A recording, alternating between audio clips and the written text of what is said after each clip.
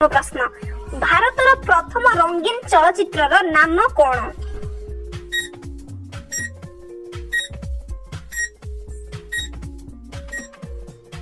देखिबा कौन रही यार सठिक उत्तरटी यार सठिक उत्तर हेउछि किशन कन्हैया भारतर प्रथम रंगीन चलचित्र। देखिबा परवर्ती प्रश्न भारतीय सिनेमा जगतर नाम कौन?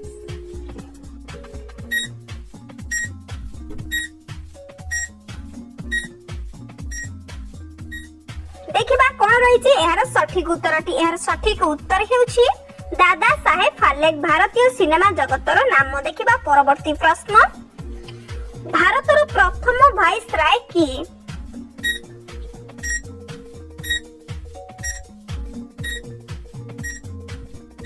देखिबा कौन रही यार सठिक उत्तरटी यार सठिक उत्तर हेउछि लॉर्ड कैनिंग भारतर प्रथम वाइसराय।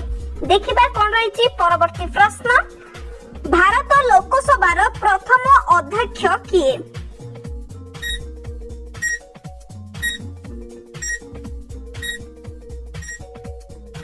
देखिबा कौन रही यार सठिक उत्तरटी यार सठिक उत्तर हेउछि गणेश वासुदेव मावलकर जे कि भारत लोकसभार प्रथम अध्यक्ष।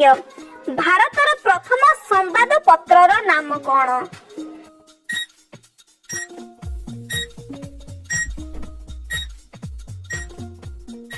देखिबा कौन रही यार सठिक उत्तर हेउछि बेंगल गैजेट भारतर प्रथम संवाद पत्रर नाम। परवर्ती प्रश्न भारतर प्रथम महिला अध्यक्षक नाम कौन?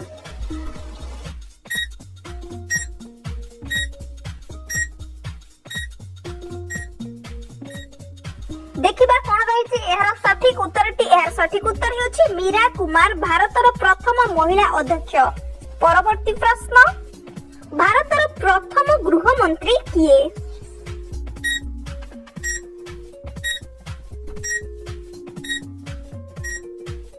कौन रही यार सठिक उत्तरटी यार सठिक उत्तर हेउछि सरदार वल्लभ भाई पटेल जे कि भारतर प्रथम गृह मंत्री थिले। परवर्ती प्रश्न ओडिशार सबुठारु बृहत्तम महाकाव्यर नाम कौन?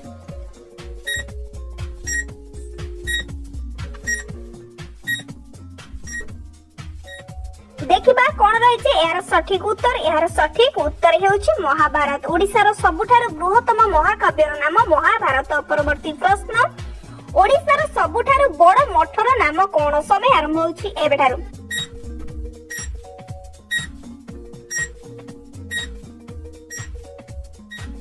देखिबा कौन रही यार सठिक उत्तर हेउछि एमार मठ ओडिशार सबुठारु बड़ मठर नाम। देखिबा परवर्ती प्रश्न ओडिशार सबुठारु बड़ पाचेरीर नाम कौन? एहार सठिक उत्तर जानथिले आपण कमेंट रे जणाइबे।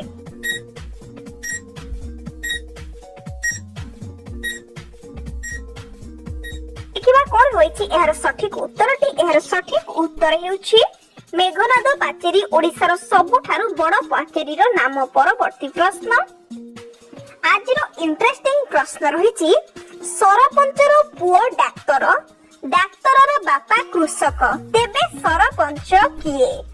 आउथरे कहि रखुची सरपंचर पुओ डाक्तर डाक्तरर बापा कृषक तेबे सरपंच किए? एहार सठिक उत्तर जानिथिले निहाती भाबरे कमेंट माध्यम रे जणाइबे। एहार समय आरंभ होची एबेठारु।